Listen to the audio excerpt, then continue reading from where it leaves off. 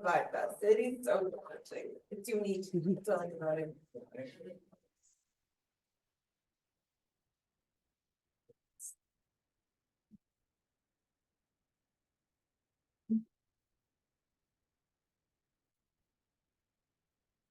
Finals, I can think about decisions. I don't think I can think about decisions right now.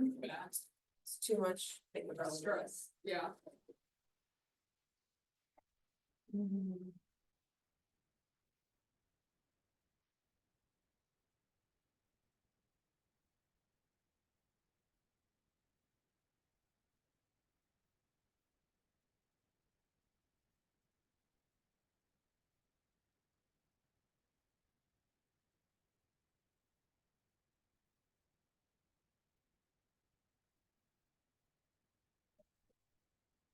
Right, like it's coming the end, which is exciting but overwhelming, right? My twins turned, I was gonna say 13. Oh my gosh, I just skipped 2 years. They turn 11 on Thursday. I can't even, so big week for our family. They're like obsessed. They're like, this is our week. Everything this week, they're like, this is about us.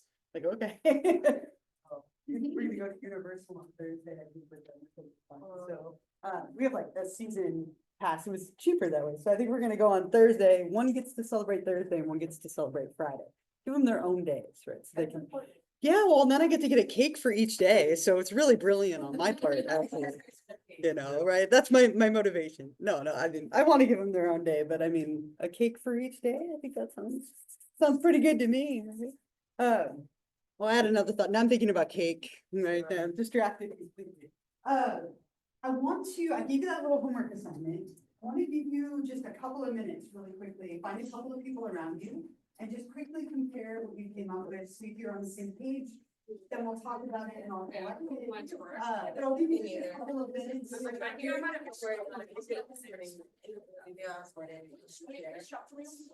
13, we're almost done. All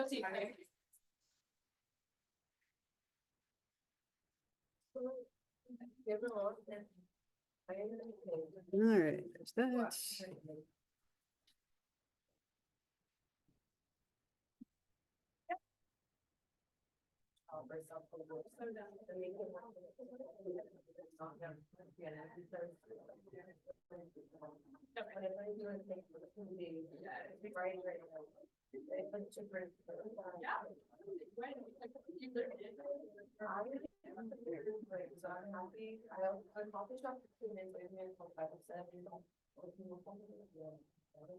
What if you just, we're going to quickly and pairs over the homework and then we'll talk about it together in my question.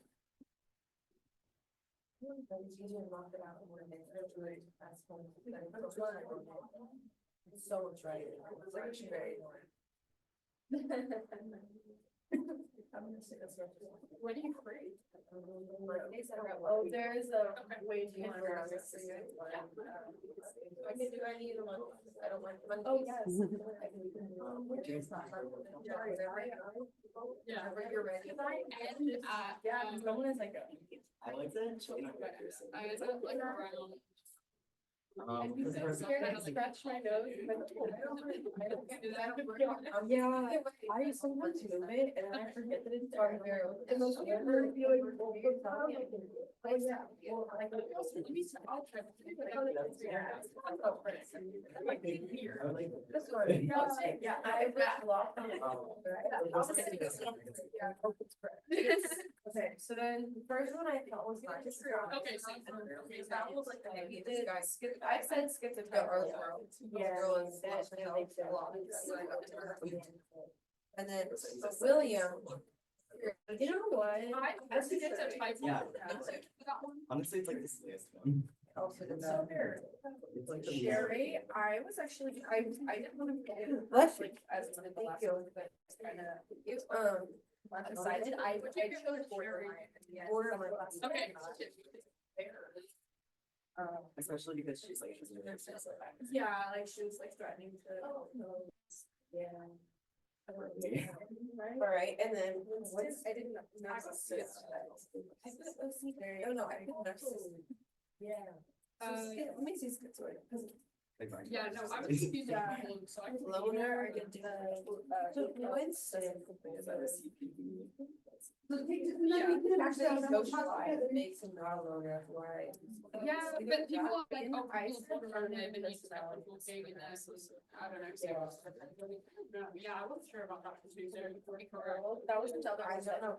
History, I wasn't sure, but I said. Now it's sick.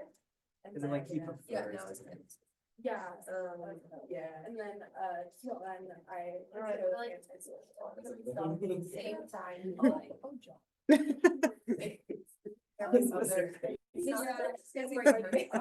I want to go to this party. Yeah. I think it'd be fun. As long as you don't get arrested.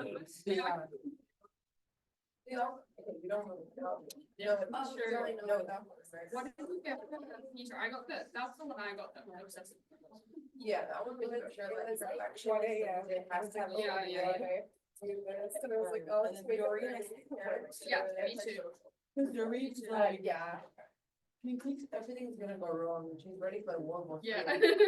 She's ready for all the nations to start meeting each other. Yeah, well, we're already there. We're already there, nations already hate each other. Yeah.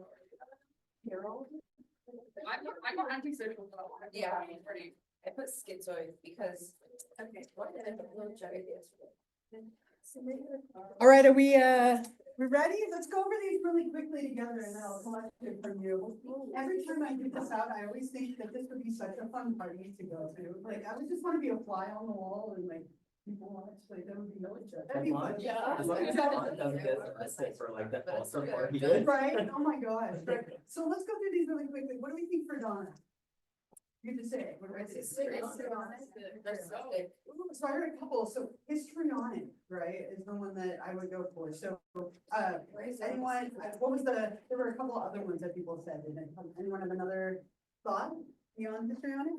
But I heard you wrong too, right? Yeah. Narcissistic. Yeah. Yeah, so I think there's one that fits that one better, right? So Donna, remember, this is someone who wants all that attention, right? Like, so the difference between histrionic and narcissistic, one like is more like dramatic and shallow, which I think fits Donna pretty well, versus narcissistic and Gaston is like that big head, like exaggerated self-importance. So I think histrionic fits Donna best. How about William? What do you think for Williams?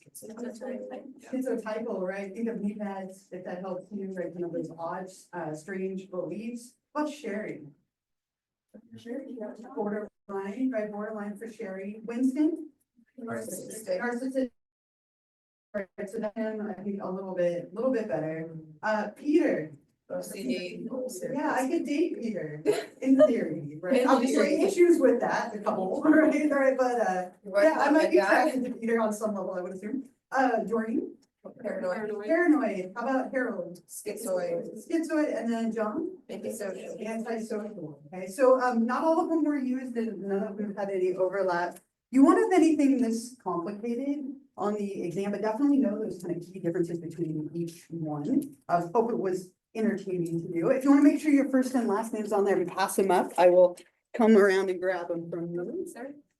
Can I just scan this before I give it to you so I can study this? Yeah, if you want to, yeah, that's fine. Or you can email me and I can send you another one. Oh, yeah. Take a picture of it.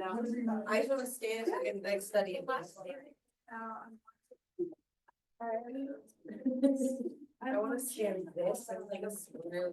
Yeah. Yeah, I think the back is helpful. Yeah, so I wanna scan it. Okay. Thank you so much. Severance. It's gonna help you a lot. Show, it's on Apple TV, but I just, Don't do that. I bought it. Alright, so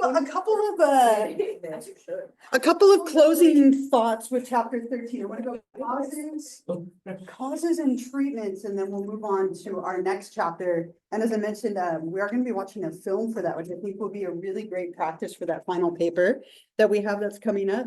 But when we look at causes, and we kind of mentioned a little bit along the way, but just like everything else that we've talked about, it's very much like a multi-dimensional risk perspective, like everything kind of built. It's almost thought that with these disorders, that it's like a perfect storm of factors. Everything kind of builds on what came before it, in the sense that there's like a biological genetic predisposition for a lot of these.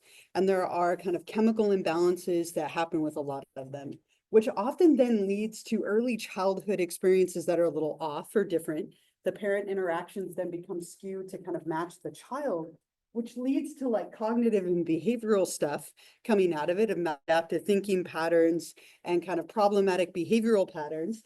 Everything is thought to kind of build off of what came before it. Now, some of them have a little bit more of a root in like the childhood trauma, for example, whether that's attachment trauma or some kind of abandonment or something really bad happening.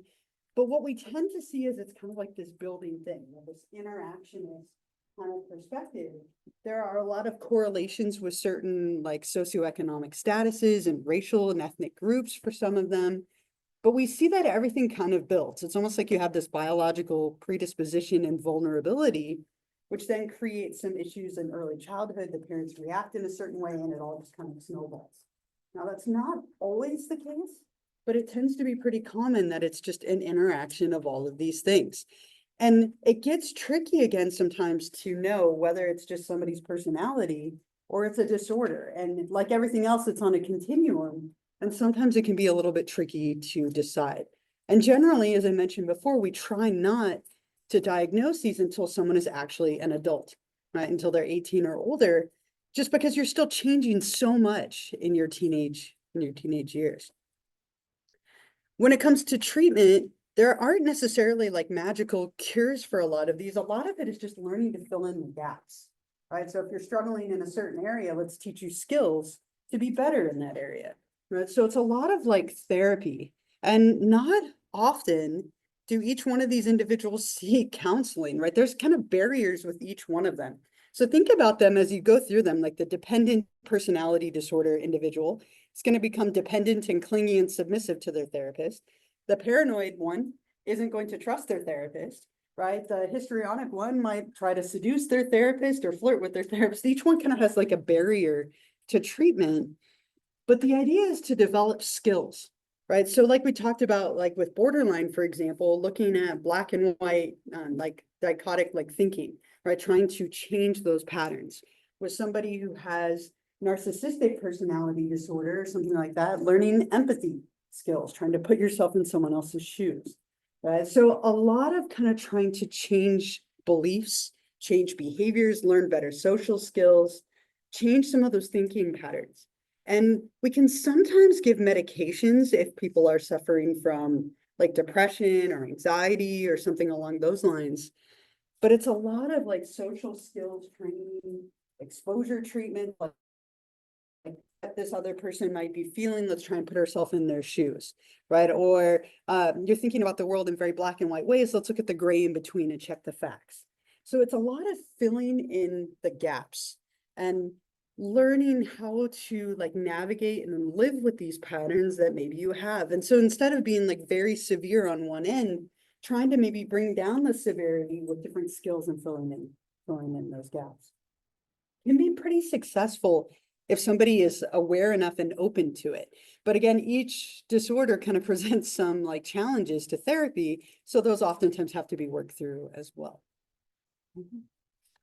Last thought with this chapter. I mentioned this at the beginning, but these are really controversial disorders and they're constantly being evaluated. There's a lot of discussion of changing the way that these are diagnosed, changing the way that they're categorized. They haven't done it yet, but they keep talking about doing it. They're very, very misdiagnosed, a lot, especially within categories, right? So all the anxious ones or all the dramatic ones, very easy to confuse narcissism and histrionic, like we just saw in the little case study, or schizoid and schizotypal. So we see that one person could go to a therapist and get a diagnosis of one thing, go to another therapist and not have a diagnosis at all. There's just so much variability and so much similarity within clusters. So it's definitely an area where we have some work to do, I think, when we're looking at diagnosing, and they can be so stigmatized too, which is also a problem. Other parts of the world do these differently. So we use the DSM in the United States, but other parts of the world use the ICD, the International Classification of Diseases. Different book, it's like their own version of the DSM. And what they do is they look at these on the big five as a way to compare them. So the big five personality traits, or CANU is sometimes the acronym for it, where you have these different elements and we can look at people that way. So that's one future direction, but just as a category, these tend to be kind of controversial, often misdiagnosed. And there's some problems, especially with, you know, how one person can be diagnosed with it and not from another therapist. Like it can be very, very all over the place. So I think this is an area that we might see changes in the future. It's just complicated, which is why they haven't changed it yet.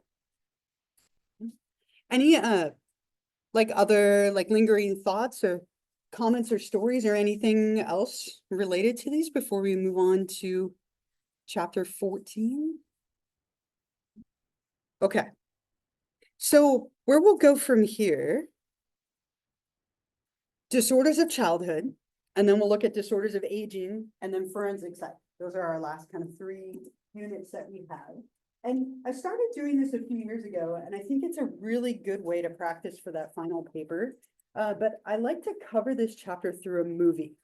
And so what we're gonna do is we'll spend the rest of today and the next class watching a film. And nobody's doing this film, which is good. But we're gonna watch a film and I'm gonna give you a worksheet to help you with this. And I don't want this to be homework. I know you have enough on your plate, so work on this during the movie. Okay, it shouldn't have to be anything you do outside of it. But we're gonna watch a film called What's Eating Gilbert Grape. It's an older movie, but it's such a good movie for this chapter. And it makes for a really good like differential diagnosis discussion. Because Arnie, the main character we're gonna look at, I don't think he fits perfectly into one disorder, which makes him really great for discussion. So as we go through the film, you're gonna be filling this out.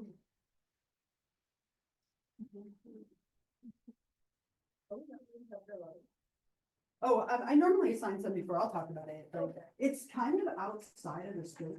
Yeah. It's not even in the required topics to cover. I was gonna say, I remember it almost the next lecture last semester. For that one, yeah, it's like almost the same, Yeah. right, for human sexuality. I give the same homework assignment as I gave in there for that.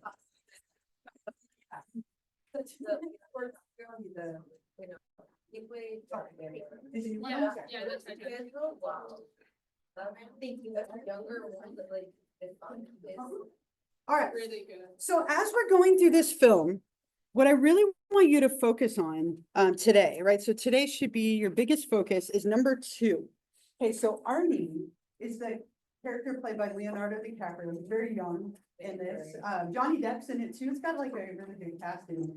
So the big thing for today is really focus on getting a good list for number 2, right? So as you're watching the film, anytime you see Arnie do anything that like would be considered like a symptom or something that's like a deficit in thinking or behaving, put a bullet like comment of it, right? You should have a pretty good list. I'll stop us a few minutes in and see if we have some already, just to kind of give us some examples. But there's a ton of stuff that you could put for him. And then as we get into the second half of the film, you can start thinking about what you would diagnose him with and some causes and treatments on the back. But today really focus on number 2. You could also do number 1 as well if you want. Okay, so what I'll do is I'll start this and we'll go till we're kind of up toward the end. And then we'll pick up with it next time. Okay? And I have some extras up here I'll put up here for you. You make a mark on your paper and you need to rewrite it, I understand. And there's some extra ones up here. All right, here we go.